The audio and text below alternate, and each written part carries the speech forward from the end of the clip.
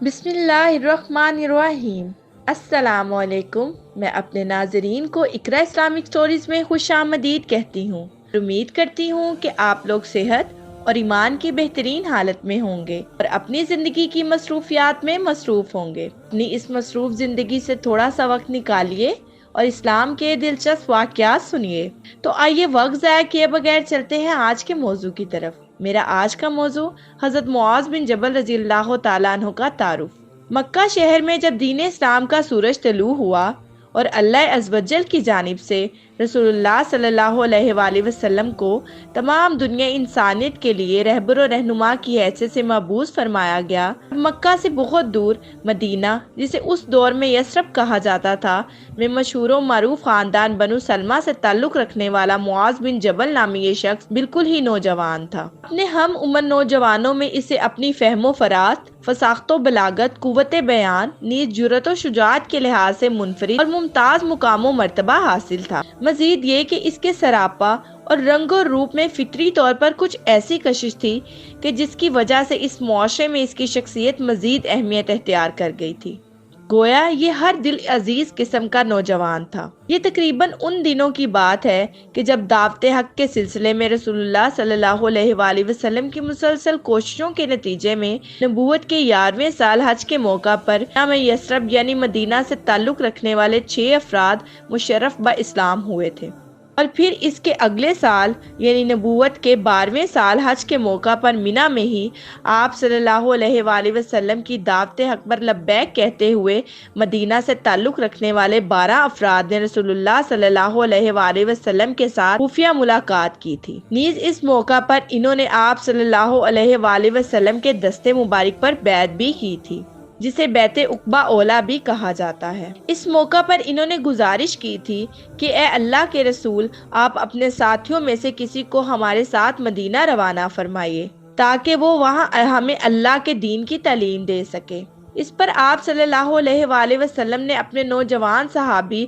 حضرت مصعب بن عمیر رضی اللہ تعالیٰ عنہ کو ان کے ہمراہ مدینہ روانہ فرمایا تھا۔ یوں حضرت مصعب رسول اللہ صلی اللہ علیہ وآلہ وسلم کے اولین سفیر اور نمائندے کے طور پر نیز معلم کی حیثیت سے مدینہ پہنچے تھے۔ مدینہ پہنچنے کے بعد ان کی محنت و کوشش اور دعوتی سرگرمیوں کے نتیجے میں اب وہاں بڑی سرعت کے ساتھ دین اسلام کی نشر و اشاعت ہونے لگی تھی۔ دین اسلام اور پیغمبر اسلام کے چرچے گھر گھر ہونے لگے تھے، اور یوں بہت جلد مدینہ شہر لا الہ الا اللہ کے نور سے جگمگانے لگا تھا۔ چنانچہ انہی دنوں ایک بار مدینہ کے کسی محلے میں نوجوان معاذ بن جبل نے بھی حضرت مصعب بن عمیر رضی اللہ تعالیٰ عنہ کی گفتگو سنی تھی، جو کہ اس کے دل میں اترتی ہی چلی گئی تھی، اور تب اس نوجوان نے اپنے آبائی دین یعنی کفر و شرک سے توبہ کر کے دین برحق قبول کر لیا تھا۔ اور پھر نبوت کے 13ویں سال حج کے موقع پر مدینہ سے آئے ہوئے حجاج میں سے 72 افراد نے مینا میں عقبہ کے مقام پر جب رسول اللہ صلی اللہ علیہ وآلہ وسلم کے ساتھ خفیہ ملاقات نیز آپ صلی اللہ علیہ وآلہ وسلم کے دستے مبارک پر بیعت بھی کی تھی، جسے بیعت عقبہ ثانیہ کے نام سے یاد کیا جاتا ہے۔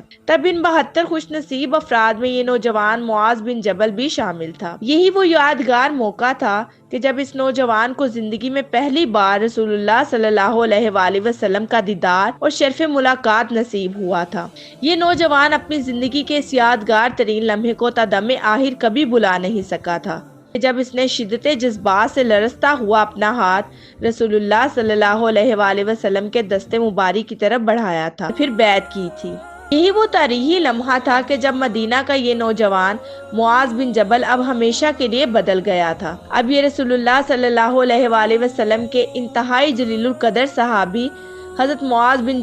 جبل رضی اللہ تعالیٰ عنہ تھے، جو ان عظیم ترین انسانوں میں سے تھے جن کی مخلصانہ دعوت اور پرزور اصرار کے نتیجے میں ہی ہجرت مدینہ کا تاریخی واقعہ پیش آیا تھا، اور پھر مسلمانوں کے حالات ہمیشہ کے لیے بدل گئے تھے۔ ایک نئی زندگی کا آغاز ہوا تھا، ایسی زندگی جو ہر لحاظ سے مکی زندگی سے یکسر مختلف تھی۔ بیعت عقبہ ثانیہ کے بعد حضرت معاذ بن جبل رضی اللہ تعالیٰ عنہ جب اپنے ساتھیوں کے ہمراہ مکہ سے واپس مدینہ لوٹے، تب انہوں نے اپنے ہم عمر نوجوان ساتھیوں دوستوں کی مدد سے مدینہ میں یہ عجیب و غریب مشغلہ اپنایا تھا کہ لوگ رات کے اندھیرے میں خفیہ طور پر لوگوں کے گھروں سے ان کے بتوں کو اٹھا کر کہیں غائب کر دیا کرتے تھے۔ لوگوں کے گھروں سے یوں اچانک ان کے خداؤں بتوں کا غائب ہو جانا، یہ چیز ان لوگوں کے لیے بڑی پریشانی اور غصے کا باعث تھی۔ لیکن یہ صورتحال جہاں ایک طرف ان لوگوں کے لیے بہت زیادہ غصے اور جھنجھلاہٹ کا سبب بنی ہوئی تھی، وہیں اس کا ایک بہت بڑا فائدہ یہ ظاہر ہوا کہ رفتہ رفتہ اب بہت سے لوگ اپنے ان خداؤں بتوں کی حقیقت کو اور ان کی بے بسی اور بے چارگی کو سمجھنے لگے۔ وہ لوگ جو سالہ سال سے نسل در نسل کچھ سوچے سمجھے بغیر ان بتوں کی عبادت کرتے چلے آ رہے تھے، اب ان پر یہ حقیقت واضح ہونے لگی کہ یہ کیسے ہمارے خدا ہیں جو خود اپنی ہی حفاظت نہیں کر سکتے، تو پھر ہمیں یہ کیا دے سکتے ہیں۔ لہٰذا یہی چیز اب غصے اور اشتعال کی بجائے ان کے قبول اسلام کا سبب بننے لگی، اور یوں وہ لوگ بڑی تعداد میں دین اسلام قبول کرتے چلے گئے۔ میں امید کرتی ہوں کہ میرے ناظرین کو میری آج کی ویڈیو بہت ہی دلچسپ اور معلوماتی لگی ہوگی، اور اگر آپ ایسے بہت سے اسلامی واقعات سننا چاہتے ہیں تو ہمارے چینل کو لائک، شیئر اور سبسکرائب کرنا مت بھولیں، اور ساتھ ہی ساتھ بیل آئیکن بٹن کو ضرور دبائیں تاکہ ہر آنے والی نئی ویڈیو کا نوٹیفیکیشن آپ کو آپ کی اسکرین پر ملے۔ شکریہ، اللہ حافظ۔